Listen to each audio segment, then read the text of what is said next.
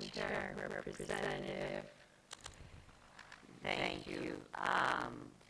Madam Chair, Ms. Lacy, could you please tell us how you implemented the standards, how teachers were trained, and any training that's going on still currently for these standards?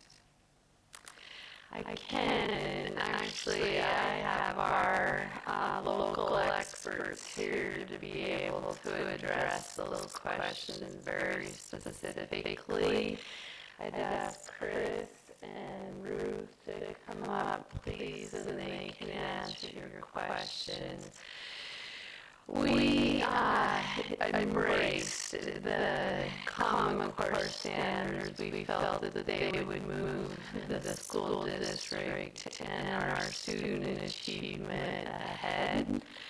And so we adopted those standards, and then the state adopted them, and then as a school district, we spent a great amount of time writing locally developed curriculum. Our teacher experts came together.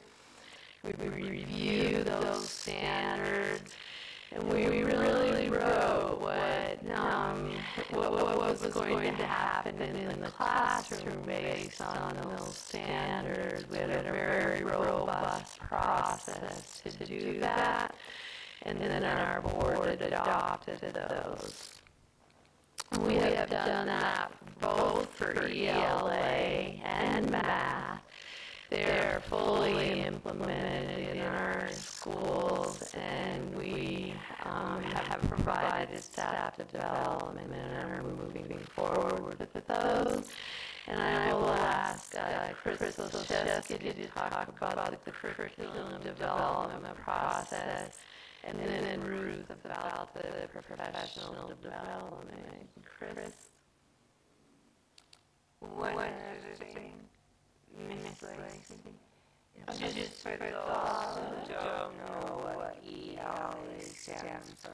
I'm sorry, English Language Arts. ELA, English Language Arts, is there's two portions of the Common Core, math, and an ELA, which is English Language Arts.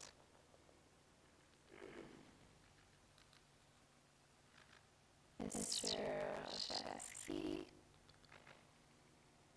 Thank you, Madam Chair, Representative Weber.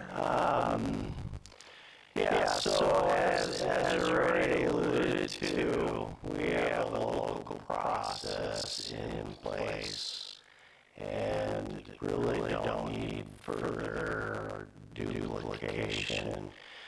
I was a member of the 2006 and 2007 state level committee to develop the current state standards for science. We went through the same process that we have in place now.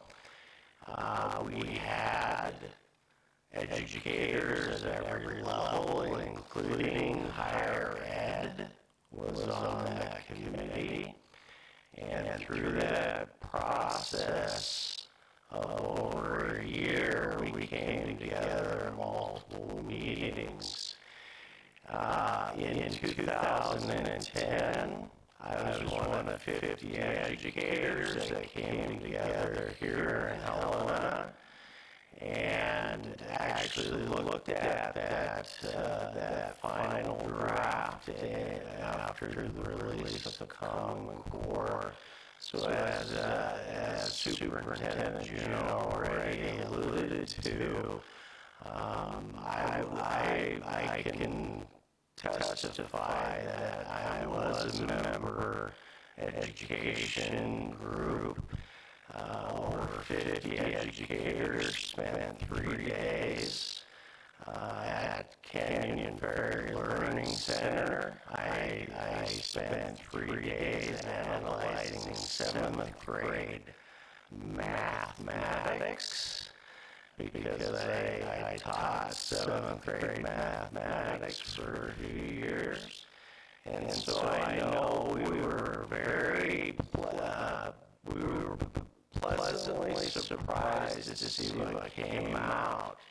And so we talk about different standards and comparisons out there. 2010, this is from the Thomas B. Fordham Foundation, which did analysis of all 50 states and Common Core. It analyzed our 2005 standards in the state of Montana and across the country, and also in 2010. So this is before these committees came together to look at and consider Common Core. Montana received in 2005 an F for English language arts, and in 2010 an F as well. In mathematics standards, 2005 we received a D, and then in the process in 2010 we received an F.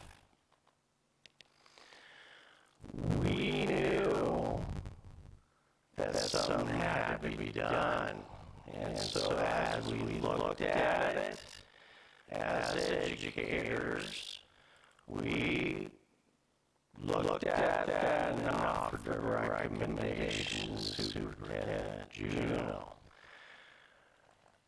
Over the next year, through publicly open committee and surveys, the Board of Public Ed considered a recommendation to move forward. And once that happened, then we on a local level look at those standards again, not local curriculum. You've heard that multiple times here. And what we do is we initiate our committees. So we have 2 years to come into compliance with those. And so we actually brought together committees, both in English language arts and in mathematics.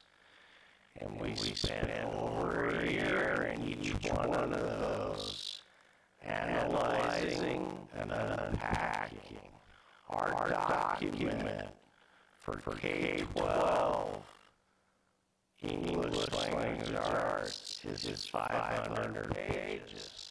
You have 13 years of education represented there. That's not Common Core. That is us identifying locally what students need to know, understand, and be able to do. That's what the state law currently states. And then we took that to the public. We had open public meetings through the process. And then we finally took it to the school board for 2 readings. A first reading and then actually further public comment, and then final adoption.